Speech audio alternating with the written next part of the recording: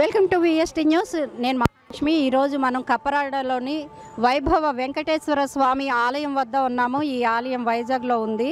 అయితే ఇప్పటివరకు టీటీడీ వారి ఆధ్వర్యంలో ఎన్నో వెంకటేశ్వర స్వామి ఆలయాలు ఇప్పటివరకు మనం చూసాం, కానీ ఈ ఆలయం అతి పురాతనమైంది. ఈ ఆలయం లోపల ఏమేమి విశేషాలు ఉన్నాయో చూద్దాం రండి.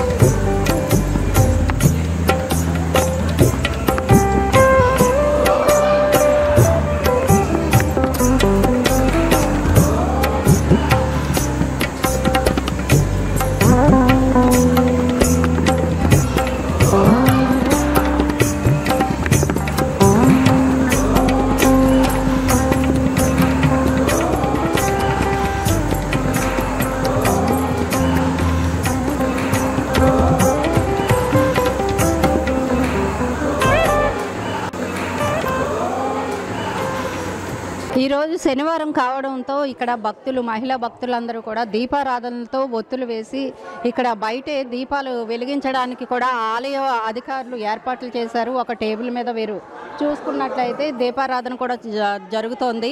స్వయంగా వారే ఈ దీపాలను వెలిగిస్తూ స్వామివారిని కొలుచుకోవడం ఇక్కడ మనం చూసుకోవచ్చు. అమ్మ చెప్పండి, ఇప్పుడు దీపాలు ఎందుకు వెలిగిస్తున్నారు? అంటే కార్తీక మాసంలో సాధారణంగా చూస్తూ ఉంటాము, ఇప్పుడు వెలిగించడానికి ఏంటి కారణం? ఇది నమో వెంకటేశాయ. ఇది శ్రావణ మాసము, చాలా పర్వదినమైన రోజులు. ఈ నెలంతా శ్రావణ శనివారం అంటే చాలా విశేషము. ఇది చలిమిడి దీపాలు, తర్వాత అదే ఆవు నెయ్యితో దీపాలు వెలిగించడం చాలా విశేషము. వెంకటేశ్వర స్వామికి చాలా ప్రీతికరమైన రోజు శ్రావణ శనివారాలంటే ఆయనకి చాలా చాలా విశేషమైన ఆనందం కలుగుతుంది. దానివల్ల భక్తులందరూ కూడా విశేషంగా దీపాలు వెలిగించుకుని స్వామికి నైవేద్యాలు సమర్పించుకుని ఆయన అనుగ్రహం పొందాలని, అందరూ ఈ యొక్క విశేషమైన రోజుల్లో దర్శనం చేసుకోవాలని ప్రతి ఒక్కరు కూడా ఎక్కువ విశేషంగా వస్తూ ఉంటారు. ఈ వైభవ వెంకటేశ్వర స్వామి అంటే చాలా విశేషం. మేమైతే న్యూ కాలనీలో ఉంటాము. అక్కడి నుంచి ఈ స్వామిని దర్శనం చేసుకోవాలని వచ్చాము. దీపం వెలిగించుకుని స్వామి దర్శనం చేసుకుని అనుగ్రహం పొందాలని వేడుకుంటున్నాను. నమో వెంకటేశాయ. Thank you. లోపలికి వచ్చాక ముందుగా గుడి ముందరే మనకి పెద్ద ధ్వజస్తంభం అయితే చూసుకోవచ్చు. ఇక్కడ ఈ ధ్వజస్తంభం ఎప్పటిదో పురాతనంగా ఇక్కడ వీరు స్థాపించింది. ముందుగా ఈ ధ్వజస్తంభాన్ని దర్శించుకున్న తర్వాతే భక్తులంతా కూడా స్వామివారిని దర్శించుకునేందుకు లోపలికి వెళ్తూ ఉంటారు. ఈ ఎదురుగా ఉన్నవి ఇటుపక్క చూసుకుంటే మనకి ఇంకొక విగ్రహం చూసుకుంటే మనకి లక్ష్మీ సమేత నరసింహ రూపాన్ని మనం ఇక్కడ చూసుకోవచ్చు. చాలా అద్భుతంగా కనిపిస్తోంది. లక్ష్మీదేవి అమ్మవారు నరసింహస్వామి ఒడిలో కూర్చున్నట్టుగా తీర్చిదిద్దారు. అద్భుతంగా ఉంది కళ్ళకైతే మాత్రం. ఈ విగ్రహంతో పాటు ఇక్కడ శ్రీకృష్ణుడు ఆవు దగ్గర ఉన్న విగ్రహాన్ని కూడా మనకి పాలరాతితో వీళ్ళు ఏర్పాటు చేశారు. చాలా ఇది కూడా కన్నుల సుందరంగా కనిపిస్తూ ఉంది శ్రీకృష్ణుడు. తులాభారం అండి. ఎవరైనా భక్తులు మొక్కుకున్న మొక్కులు వారి ఎత్తుగా ఏమేమి ఇస్తామనుకుంటారో డబ్బులు కానీ బంగారం కానీ ఏవైనా సరే వారి మొక్కుల్ని దీనిలో తీర్చుకుంటారు. వారి ఎత్తుగా ఇస్తూ ఉంటారు. పిల్లలకి ఎక్కువగా వాళ్ళు మొక్కుతూ ఉంటారు అనమాట మొక్కుల్ని. ఇక్కడ మనం చూసుకోవచ్చు. ఇది తులాభారం. ఇక్కడ మనం చూసుకోవచ్చు.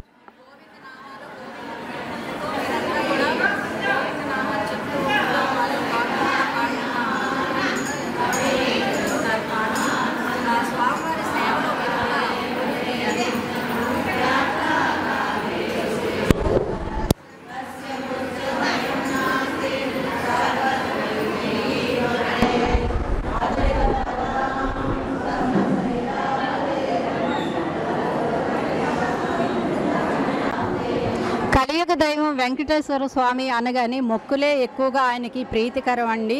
ఆ మొక్కుల కోసం పెద్ద పెద్ద హుండీలు మనం తిరుపతిలో చూసినట్టుగానే ఇక్కడ కూడా 2 మహా హుండీలు ఏర్పాటు చేశారు. చిన్న చిన్నవి 2 ఉన్నాయి. అలాగే ఈ మహా హుండీలు కూడా ఎడం వైపు ఒకటి కుడివైపు ఒకటి మనం చూసుకోవచ్చు. మనం ఎంట్రన్స్లోని ఆంజనేయ స్వామి పెద్ద విగ్రహాన్ని చూసాము. ఇక్కడైతే ఆంజనేయుల వారి పటాన్ని పెట్టారు. ఇక్కడ ఆయనకి ఏంటంటే ప్రతి మంగళవారం సుందరకాండ పారాయణం కూడా జరుగుతుందంట ఇక్కడ. ఇది కూడా ఒక ప్రత్యేకత. వెంకటేశ్వర స్వామి ఆలయంలో ఆంజనేయ స్వామి పారాయణం అనేది, సుందరకాండ పారాయణం అనేది కూడా జరగడం అనేది ఒక విశేషంగా చెబుతూ వస్తున్నారు ఇక్కడ భక్తులు కూడా.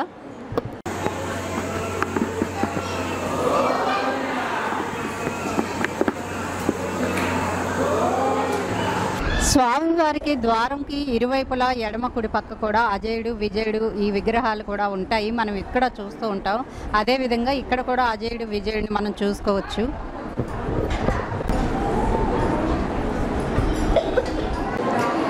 ఈ వైభవ వెంకటేశ్వర స్వామికి ఆలయానికి సంబంధించి 2 ప్రధాన అర్చకులు ఉన్నారు. వారు ఒకరు వాసుస్వామి, శేషుస్వామి. అయితే వారిలో ఒకరైన శేషుస్వామి గారు మనతో పాటు ఉన్నారు.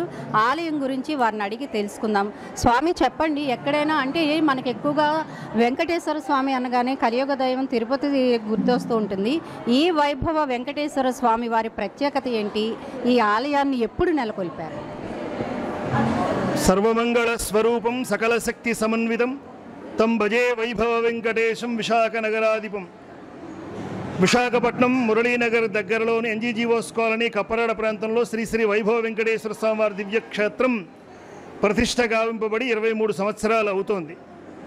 ఈ క్షేత్రం చాలా విశేష స్థానాన్ని సంతరించుకుని ఉన్నది. ఈ క్షేత్రం తాలూకా స్థలం తిరుమల తిరుపతి దేవస్థానానికి పూలా వెంకటరమణమ్మ గారిని ఆవిడ స్థలాన్ని ఇచ్చారు 1965 ఆ సమయంలో.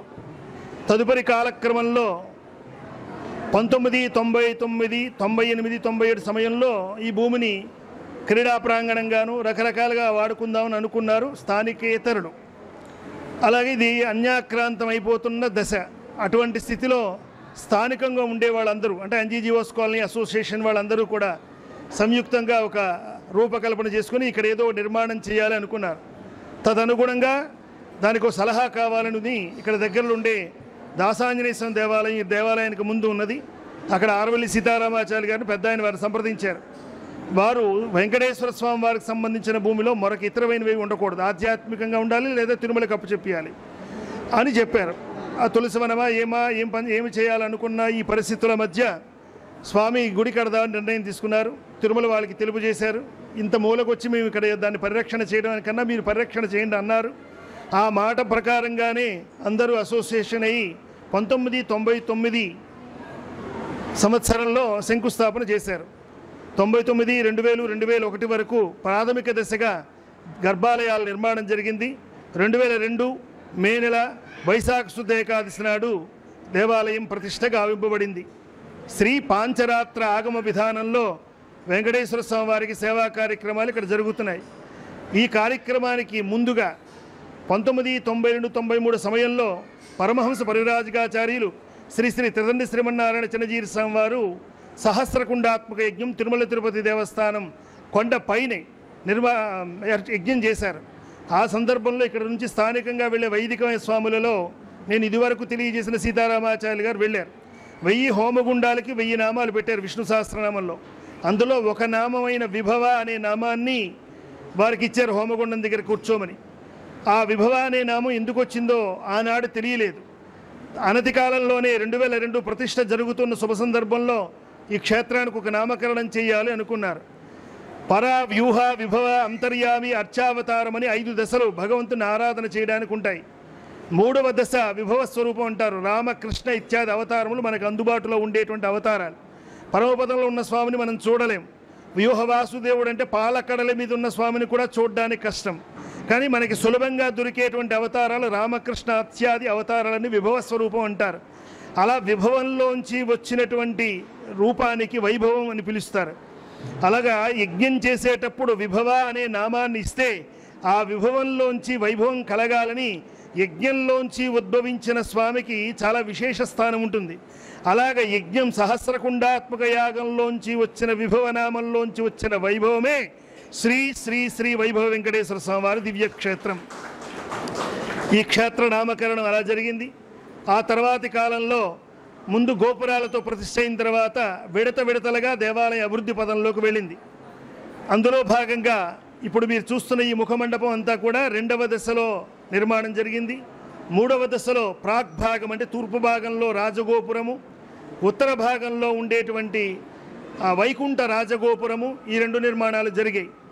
ఈ క్షేత్రంలో ఈ మధ్యకాలంలోనే గడిచిన సంవత్సరం అనగా 2021-22 సమయంలో అలమేలుమంగ అన్న సమారాధన భవంతి అనే ఒక భవంతి నిర్మాణం చేసి ప్రతి శనివారం వచ్చిన భక్తులకి నారాయణ సేవా కార్యక్రమం అనగా అన్నదానం అంటారు, కానీ ఇక్కడ భగవత్ ప్రసాదం పుచ్చుకుంటున్నారు కనుక నారాయణ సేవా కార్యక్రమం అన్న సంతర్పణ కార్యక్రమం అంటారు.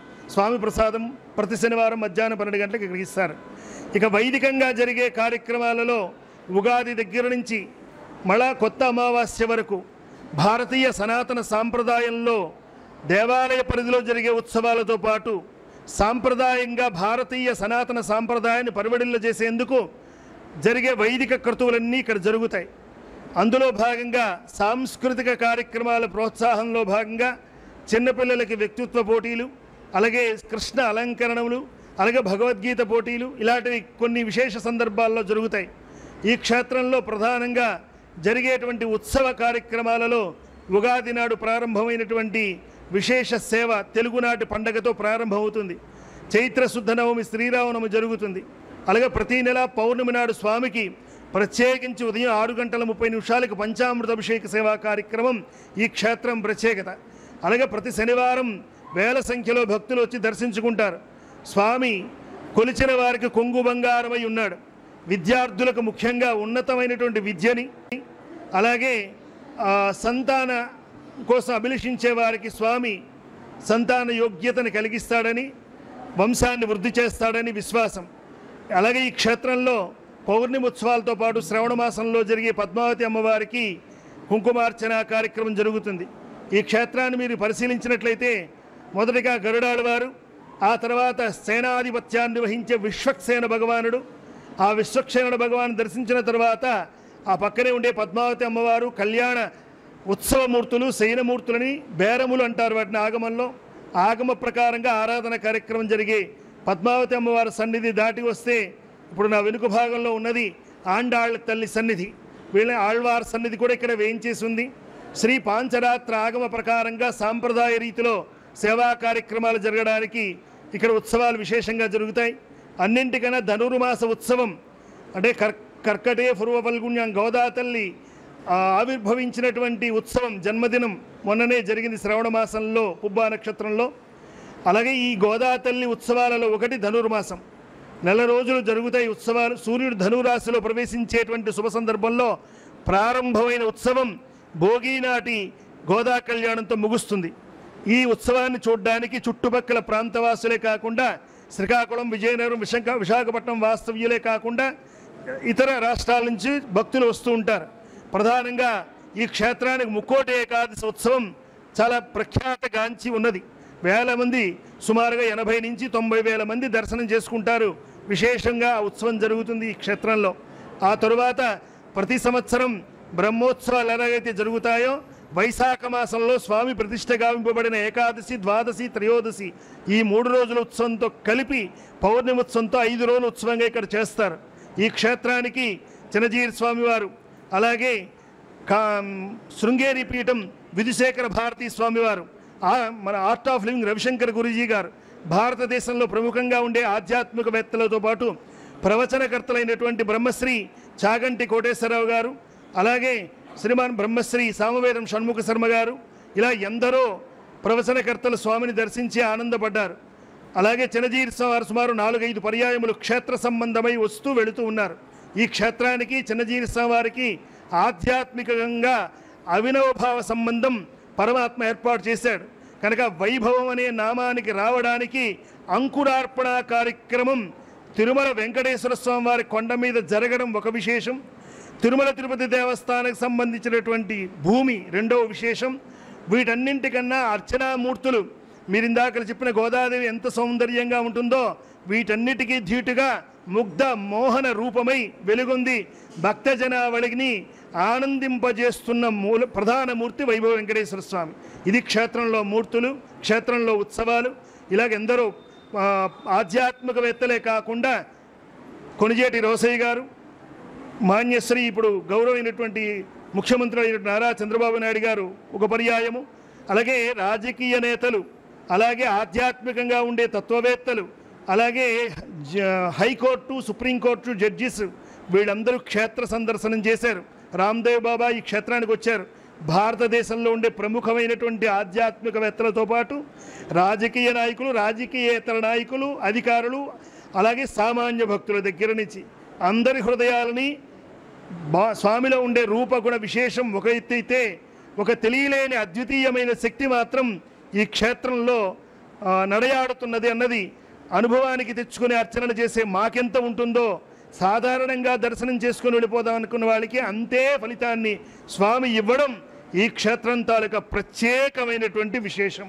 ఇలా దర్శించి తరించిన వాళ్ళందరూ, అలాగే చాతుర్మాస దీక్ష అని ప్రత్యేకంగా ఆషాఢ శుద్ధ ఏకాదశి నుంచి కార్తీక శుద్ధ ఏకాదశి వరకు ఇక్కడ ఉండేటువంటి భక్తులందరూ కలిసి వైభవ సద్గోష్ఠిగా కూర్చొని 4 మాసాలు శ్రీ విష్ణు సహస్రనామ పారాయణతో పాటు వివిధ స్తోత్రనామాల పారాయణ కూడా చేస్తారు.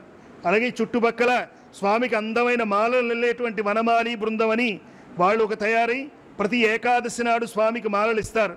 అలాగే శ్రీ వైభవ సేవక బృందం అని ప్రత్యేకంగా ఇంజనీరింగ్ డిగ్రీ ఇతరత్ర చదువుకున్న విద్యార్థులు సైతం ఒక ఆదర్శప్రాయంగా జీవితాన్ని మలుచుకోవడానికి ఒక ఆధ్యాత్మిక కేంద్రంతో మిళితమై ఉండాలని వీళ్ళందరూ సేవకులుగా సుమారు 600 మంది 700 మంది సేవకులు వచ్చి ప్రతి శనివారం వచ్చేటువంటి భక్తులకు కావచ్చు, క్షేత్రాన్ని శుభ్రం చేయడం కావచ్చు, అన్నదాన భవంతిలో ఉండే సర్వీస్ చేయడం కానీ ఇలాగ వీళ్ళందరితో కలిసి ఈ క్షేత్రం వసుదైక కుటుంబంగా వెలుగొందుతోంది.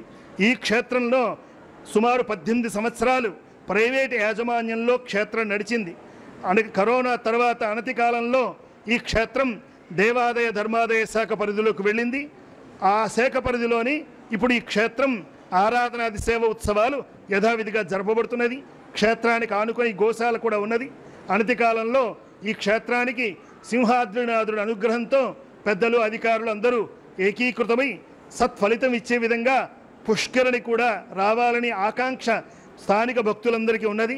అది నెరవేరుస్తాడని స్వామి మీద విశ్వాసంతో ఈ ఛానళ్ళ ద్వారా భక్తులందరికీ ఈ విశేషాన్ని తెలియజేయాలని సదుద్దేశం ద్వారా ఇంత శ్రమపడి అంతటినీ కవర్ చేసుకొని మూలమూర్తి మీద కెమెరా అనేది మేము తీయటం లేదు గనక అయినా సరే క్షేత్ర సంబంధమైనటువంటి అపురూప కళలన్నీ కూడా చేరువ చేయటానికి ప్రయత్నం చేసిన ఛానల్ వారిని అభినందిస్తూ ఇది భక్తావళికి వెళ్ళి 10 మందికి ఆదర్శప్రాయంగా ఆధ్యాత్మికంగా సామాజికంగా సేవలు చేసే కోణంలో క్షేత్రము అలాగే వ్యవస్థలు నడిచిన నాడు దేశం రాష్ట్రం ప్రాంతం సుభిక్షమై సుసంపన్నమై దేశం విభవ భాగ్యాలతో వర్ధిల్లి సర్వత్రా సుఖంగా ఉండాలని మనపూర్వకంగా కోరుకుంటూ ఛానల్ వారిని అభినందిస్తూ భక్తులందరికీ శుభాశీస్సులు తెలియజేస్తున్నాం.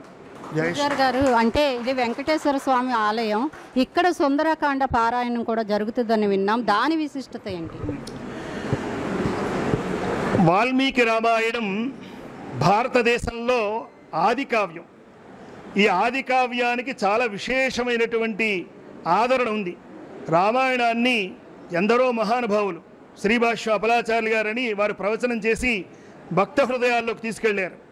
అలాగే రామాయణాన్ని ఎందరో మల్లాది చంద్రశేఖర శాస్త్రి గారు, స్వామి సుందర చైతన్యానంద వారు కూడా ఈ క్షేత్రానికి వచ్చారు. ఎందరెందరో రామాయణాన్ని పలు దిశలా ప్రవచనం చేస్తూ భక్తిని, విశ్వాసాన్ని, వ్యక్తిత్వ వికాసాన్ని, జీవన గమనాన్ని నిర్దేశించింది రామాయణం. అలాగే భారతదేశానికి ఊపిరి వేదం అయితే దాని తదనుగుణంగా రామాయణ, భారత, భాగవత ఇతిహాస గ్రంథాలు మన సొత్తు, మన సంపద. మనదైన సంపదలో ఒకటైన రామాయణంలో సుందరకాండ చాలా విశేష స్థానం ఉంది. మానసికంగా బలహీనపడినప్పుడు, మనోధైర్యం కోల్పోయినప్పుడు, బుద్ధి ప్రచోదనం కానప్పుడు ఏదో ఒక నామాన్నో జపాన్నో చెయ్యాలని పెద్దలు చెబుతారు. అలాంటి స్థితిలో మనల్ని ఒక మార్గంలో నడపడానికి ఉపకరించేటువంటి గ్రంథం రామాయణం. అందులో సుందరకాండ ప్రధానమైనది. సుందరకాండ సంస్కృత శ్లోకాల్లో ఉంటుంది గనక ఈ సుందరకాండని జనబాహుల్యంలోకి తీసుకెళ్లిన మహానుభావుడు తెలుగునాట ఎంఎస్ రామారావు గారు. ఆ ఎంఎస్ రామారావు గారి ఆ తెలుగులో ఉండే సుందరకాండని ప్రతి నెలలో మొదటి మంగళవారం నాడు భక్తులందరూ కలిసి ఆ సుందరకాండ పారాయణ ఇక్కడ చేస్తారు. దానివల్ల మానసిక స్వాంతనతో పాటు మనోధైర్యం కలుగుతుంది. అందుకే బుద్ధిర్బలం యశో ధైర్యం నిర్భయత్వం అరోగత అజాడ్యం వాక్పటుత్వంచ హనుమస్మరణార్భవేత్ అంటారు. సకల విధమైన బలములు చేకూర్చడానికి స్వామి హనుమ తాలూక వైభవాన్ని సుందరకాండగా మనం చేస్తే అది పిల్లలకి, మనకి మానసికంగా, శారీరకంగా ధైర్యాన్ని ఇస్తుందని ప్రత్యేకంగా ఇక్కడ సుందరకాండ పారాయణ చేయడం జరుగుతుంది. సో ఇవ్వండి వైభవ శ్రీ వెంకటేశ్వర స్వామివారి విశేషాలు, ఆలయ విశేషాలు. ఎంతో అద్భుతమైన ఈ ఆలయం యొక్క వివరాలను మనకు పూజారి గారు కూడా చాలా వివరంగా వివరించారు. మరిన్ని విశేషాలతో మీ ముందుకు వస్తుంది. చూస్తూనే ఉండండి VST న్యూస్.